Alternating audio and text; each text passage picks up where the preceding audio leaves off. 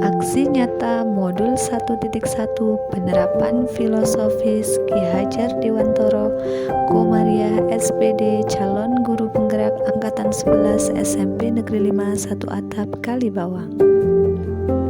Assalamualaikum warahmatullahi wabarakatuh. Salam dan bahagia Bapak Ibu guru penggerak.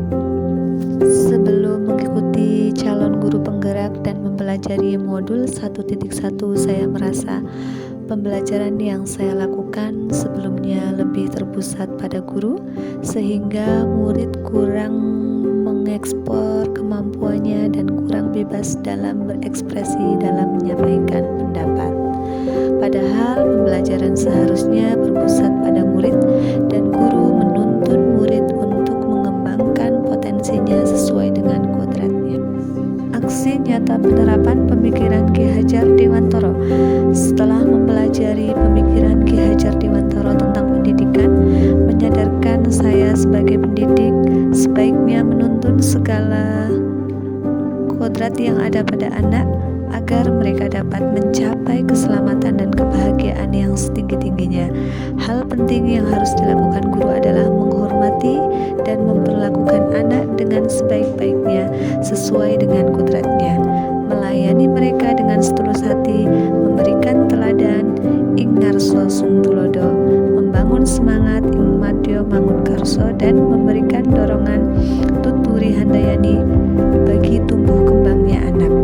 Menuntun mereka menjadi pribadi yang terampil, berakhlak mulia dan bijaksana, sehingga mereka akan mencapai kebahagiaan dan keselamatan. Perasaan selama melakukan perubahan di kelas ketika menerapkan pembelajaran di kelas dengan menerapkan filosofis Ki Hajar Dewantoro, perasaan saya takut karena tidak dapat memberikan pelayanan yang merata dan adil, karena tidak memperhatikan detail kebutuhan setiap murid. Mungkin itulah yang saya rasakan ketika ingin memulai aksi nyata penerapan filosofis pendidikan Ki Hajar Dewantoro. Konsep memerdekakan murid memang suatu hal yang baru bagi saya.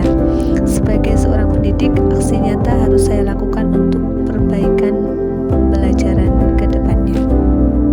Ide atau gagasan yang timbul sepanjang proses perubahan, mengubah metode pembelajaran sesuai dengan karakteristik peserta didik, menerapkan pembelajaran yang berpusat pada peserta didik, melakukan penilaian selama proses pembelajaran dan tidak hanya fokus pada nilai akhir saja.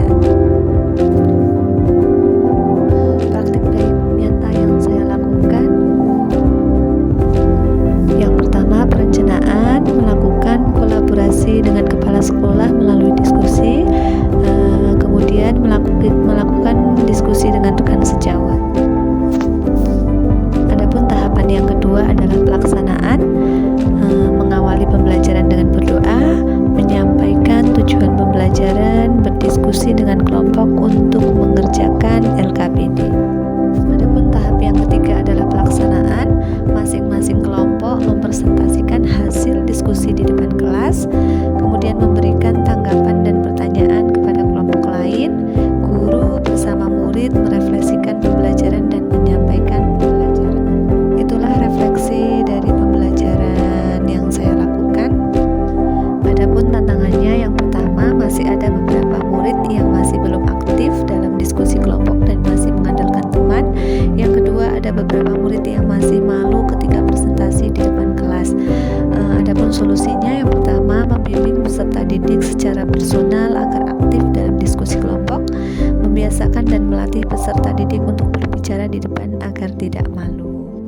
Itulah refleksi dari pembelajaran yang saya lakukan.